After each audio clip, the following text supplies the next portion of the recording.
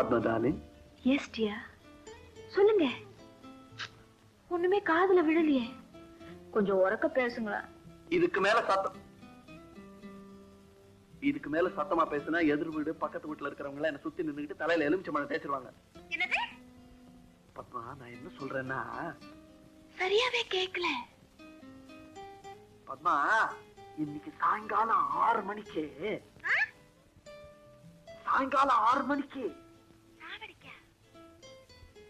சாவடிக்கல 6 மணிக்கு. ஐயோ மொன உங்களுக்குள்ளேயே பேசிக்கிட்டா எனக்கு எப்படி கேட்கும்? கொஞ்சம் குரலை வசத்துங்களேன். அடே செவட்டு பத்மநாபா, இன்னைக்கு சாயங்காலம் 6 மணிக்கு உழைப்பாளர் சில கிட்ட வந்துடு.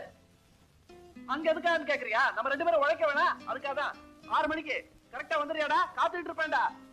வச்சிருவாடா. பாய்டா. Bye by.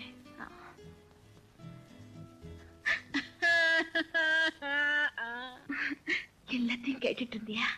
ஆரம்பத்துல இருந்து. நிஜமாவா? சந்தேகமா? இங்க பாரு, இந்த மாதிரி திருட்டுத்தனமா ஒட்டு கேக்குறது மேனர்லெஸ். எனக்கு தெரியும். ஆனா சுவாரஸ்யமான சம்பவங்களை தவற விடுறது ஃபுலிஷ்னஸ். ஆமா, அது என்னடி அது உச்சுன்னு எனக்கு ஒன்னு சொல்ல. இப்ப நீ சொல்லலைன்னா நான் உன்னை விட மாட்டேன். சொல்லுடி. ஓ காட். சொல்றமா கேள். போன் எடுத்து அவர் 3 தடவை அத பண்ணுவாரு. எத? இத. அதே மாதிரி மறுபடியும் நான் 3 தடவை பண்ணாதான் மேற்கொண்டு என்கிட்ட பேசுவாரு. இது எங்க 2 பேருக்குள்ள ஒரு சிக்னல், சைகை. அச்சா.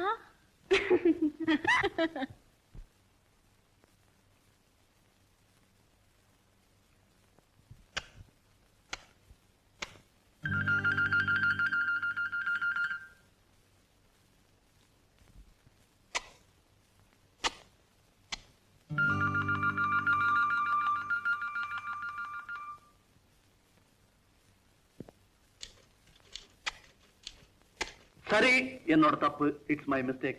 ரகசியத்தை பாதுகாக்க முடியாதவங்க கூட ஃப்ரெண்ட்ஷிப் வச்சுக்கிட்டது என்னுடைய மாபெரும் தவறு. மிஸ்டர் பிரபு, உங்களை நான் ரொம்ப டிஸ்டர்ப் பண்ணிட்டேனா? ஆபீஸ் வேலை இல்ல கெடுது. சாரி.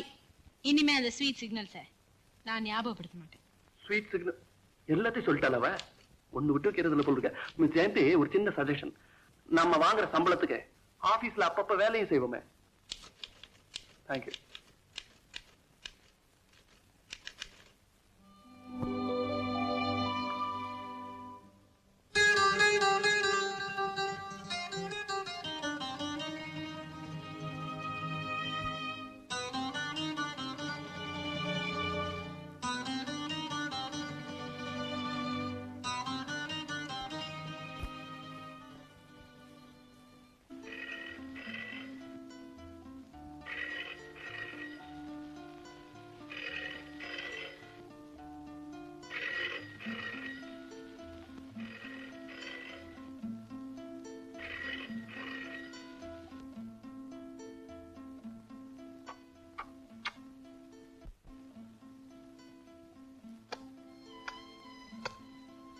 Padma darling.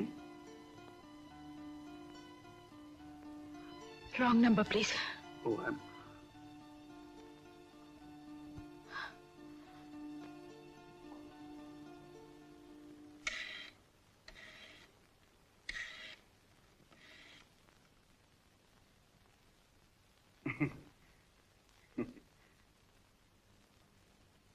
என்ன வேணும் டாக்டர்? ஒண்ணு இல்ல, என் மச்சனம் புள்ள ஒருத்தன் SSLC பாஸ் பண்ணிட்டு பொறுப்பு இல்லாம ஊரெல்லாம் சுத்தின்னு இருக்கான். ஒரு வேலைக்கு லாய்க்கு இல்லப்பா. உன் கம்பெனியில சேர்த்து விட. ஒரு வேலைக்கு லாய்க்கு இல்ல, என் கம்பெனியில சேர்த்துக்கணுமே. இத பத்தி அப்புறமா பேசுவோமே. இப்ப போங்கறியா? சரி, நான் போயிட்டு அப்புறம் வரேன். அம்மா,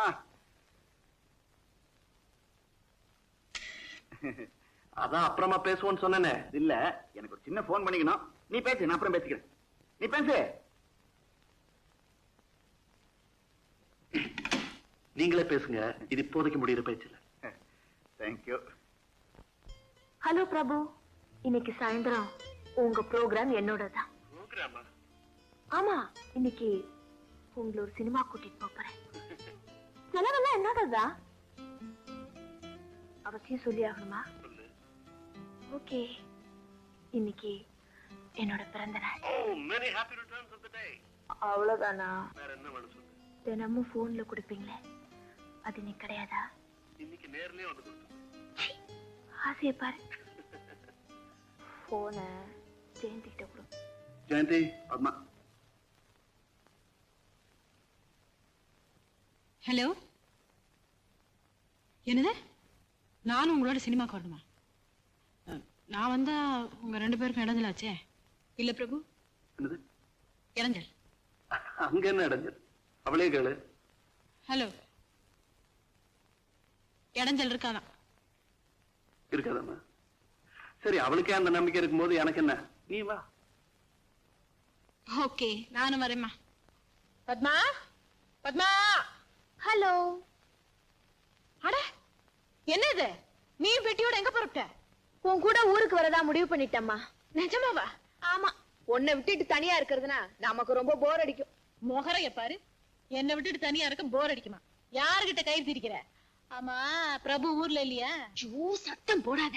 ஒண்ணும் கவலைப்படாத. அப்பா டாக்ஸி கூட்டிட்டு வர போயிருக்காரு. இது பார், இப்ப நீ உண்மையை சொன்னாதான் உன்னை நான் ஊருக்கு கூட்டிட்டு போவேன். சொல்றேம்மா. அவர் கோயம்புத்தூர் போயிருக்காரு. வரதுக்கு 1 வாரம் ஆகும். எனக்கு காலேஜ் லீவு. அதானே பார்த்தேன்.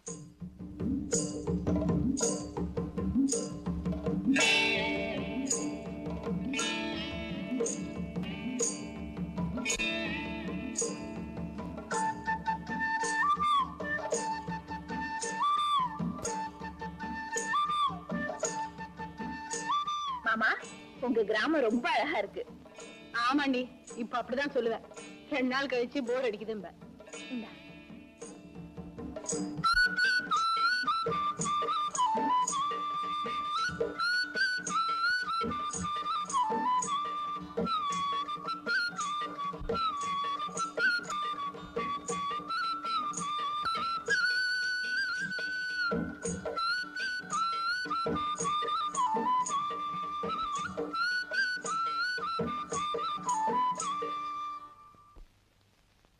Room 124 key, please.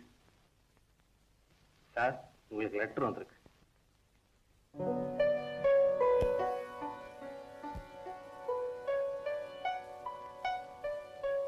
தேவரீர் பிரபு அவர்கள் சமூகத்திற்கு யானாகிய பத்மா அனந்த கோடி நமஸ்காரம் செய்து எழுதிக் கொள்வது என்னவென்றால், ஹலோ பிரபு, இதுக்கு மேல இந்த வைதிக நட எனக்கு வராது. நான் இப்போ எங்க இருந்து இந்த லெட்டர் எழுதுறேன் தெரியுமா? ஜெயந்தியோட கிராமத்துல இருந்து, அதாவது ஓமனூர் கிராமம், சேலம் ஜில்லா. இந்த விலாசத்துலதான் நாங்க 2 பேரும் இப்ப கொட்ட அடிச்சுக்கிட்டு இருக்கோம். ஒரே ஜாலி தான் போங்க. உங்க ஞாபகமே எனக்கு வர்றதில்ல. இந்த ஊர் குளத்துல பளிங்கு மாதிரி தண்ணி இருக்கு. புடவைய கயக்கிட்டு தண்ணியில குதிச்சா, ஹலோ ஹலோ, நான் குளிக்கிறத கற்பனையில பாக்காதீங்க, மேல படிங்க. புடவைய கயக்கிட்டு தண்ணியில குதிச்சா ஜில்லுன்னு என்ன சுகம். அப்பதான் உங்க ஞாபகம். நோ நோ, அப்ப கூட உங்க ஞாபகம் எனக்கு வரலையே.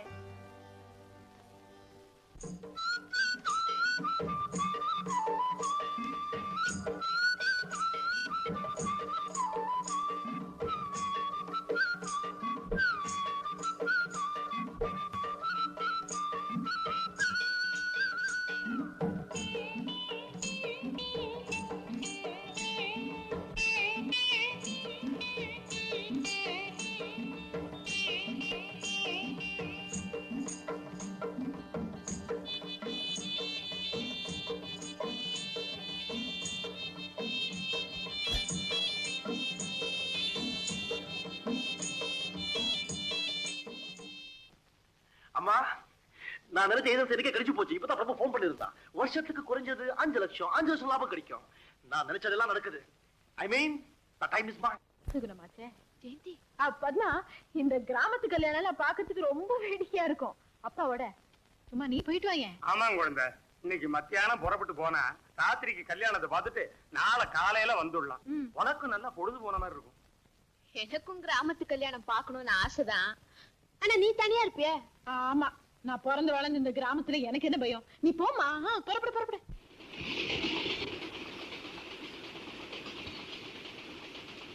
ஏங்க, ஓமனூர் ஸ்டேஷன் இந்த லைன்ல தானே வருது? ஆமாங்க, அதுல என்ன சந்தேகம்? இல்ல, சரியா தெரிஞ்சுக்கிறது நல்லது இல்லையா?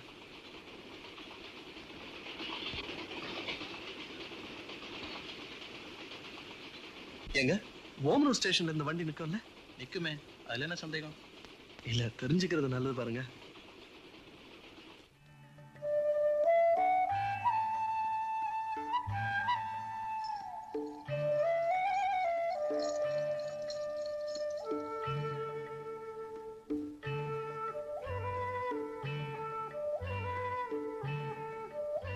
அடடே, ஆச்சரியமா இருக்கே.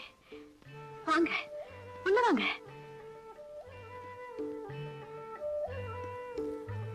வாங்க, உட்காருங்க. நீங்க யார தேடுறீங்களோ தச்சமயம் அவன் இங்க இல்ல. பத்மா இங்க இல்லையா? இல்ல. பக்கத்து ஊர்ல கல்யாணம், அப்பாவோட அவளும் போயிருக்கா. காலையில வந்துருவா. வெல் ஜெயந்தி, நான் வந்துட்டு போன விஷயத்த பத்மா கிட்ட சொல்லிடுங்க. எங்க போறீங்க? மெட்ராஸ்க்கு. மெட்ராஸுக்கு இப்போ ட்ரெயினோ பஸ்ஸோ எதுவுமே இல்லையே. ஐயோ. இன்னைக்கு எங்கேயே தங்கிட்டு பத்மாவையும் பாத்துட்டு போங்களேன். அவளுக்கும் ரொம்ப சந்தோஷமா இருக்கும். வெல் you see, கொண்டாங்க பெட்டிய.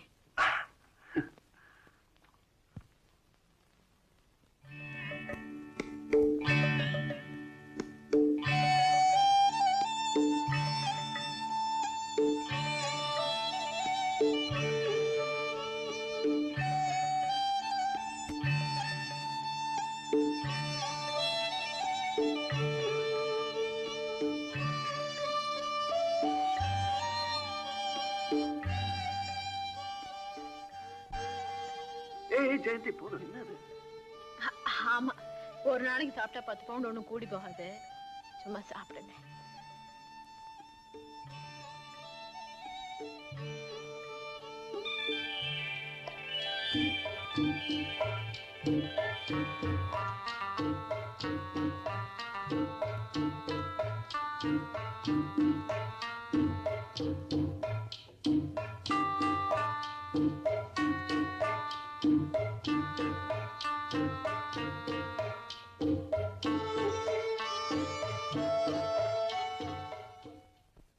ஜெயந்தி, மனிதன் மிகவும் பலகீனமானவன் என்பதற்கு நான் ஒரு உதாரணமாகிவிட்டேன். என் உயிரினும் மேலாக காதலித்த பத்மாவை தேடி நான் இங்கு வந்தபோது என் உள்ளமும் என்னால் பழியிலிருந்தும் பாவத்திலிருந்தும் நான் தப்பித்திருக்கலாம். ஆனால் ஜெயந்தி, உன் இளமையின் வேகமும் என் உணர்ச்சிகளின் கொந்தளிப்பும் நம் இருவரையும் சபலத்திற்கு அடிமையாக்கிவிட்டது. சிறிது நேர இன்பத்திற்காக நாம் மனசாட்சியை பலி கொடுத்து விட்டோம். ஜெயந்தி, களங்கத்தின் நிழல் படிந்த இந்த சம்பவத்தை இருவருமே மறந்து விடுவோம்.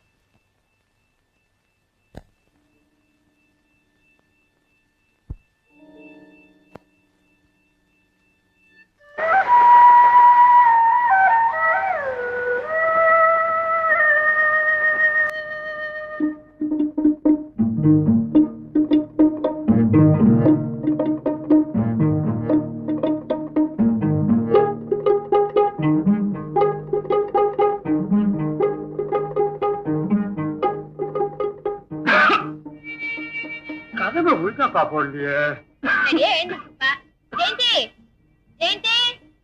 இன்னும் தூங்கிக்கிட்டு தான் இருப்பா. ரூம்ல பாருமா. மறந்து போயிருப்பா.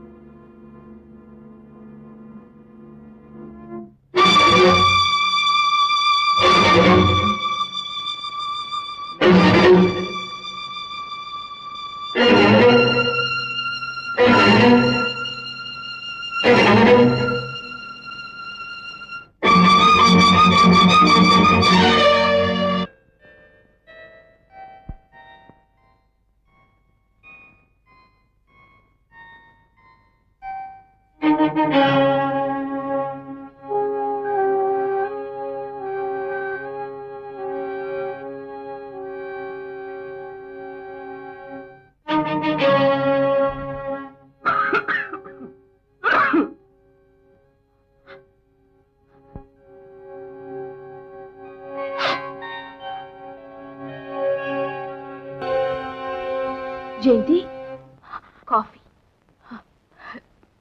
நீங்க இப்பதான் வந்தோம். அப்பா ஜெயந்தி, ராத்திரி வாசல் கதவு தாழ் போடலையே, மறந்துட்டியா? ஆமா. அப்பா என்னப்பா உங்க உடம்புக்கு என்ன? வழக்கம் போல வர்ற ஆத்மா இன்னைக்கு கொஞ்சம் அதிகமாயிடுச்சு. ஏன் ஜெயந்தி, ராத்திரி தனியா படுத்திருந்தியே, பயமா இல்ல? எனக்கு கிராமத்துல என்னம்மா பயம்? ஒருத்தர் வீட்டுக்கு ஒண்ணு ஆயிடுச்சு, ஊரே திரண்டுடாது. என்ன இருந்தாலும் மாமா, துணை இல்லாம ராத்திரில என்னால தனியா இருக்கவே முடியாது. ஜெயந்தி ரொம்ப தைரியசாலி. ஜெயந்தி, நேத்து நாங்க போயிருந்த கல்யாணம் ரொம்ப நல்லா இருந்தது. மாப்பிள்ளையோட மீசதான் அதுல தமாஷை. இங்க ஆரம்பிச்சு ஜெயந்தி, என் முகம் கொஞ்சம் பாரு. 10 நாளைக்கு தங்க போறேன்னு சொன்னேன், வந்து 5-6 நாள் கூட ஆகல. இல்ல மாமா, அப்பா அங்க தனியா இருப்பாரு. அதுவும் இல்லாம எனக்கு பரீட்சை நெருங்கிடுச்சு. பரீட்சையா? ஆமா ஜெயந்தி, ரொம்ப முக்கியமான பரீட்சை. அதனாலதான் இன்னைக்கு சாயங்காலமே ஊருக்கு போறதா முடிவு பண்ணிட்டேன்.